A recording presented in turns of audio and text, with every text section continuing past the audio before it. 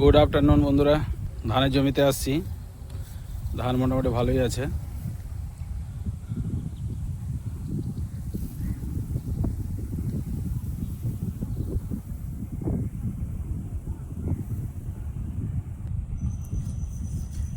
ছ সাত দিন হলো সার দেওয়া, চাপান দিলাম।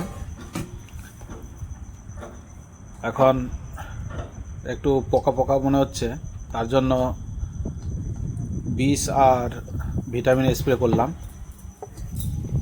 আজকে দুদিন হলো, আজকে দেখতে গেছিলাম, গিয়ে দেখলাম ধানটা ভালোই হয়েছে।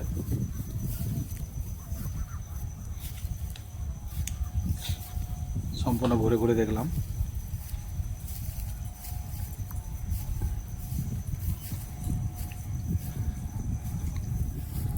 এটা 64 ধান আছে, ওটা 40-94। এই বিচনটা কথা বলতে পারছি না, কারণ আমি করিনি তো, অন্য কেউ বিচন করেছিল।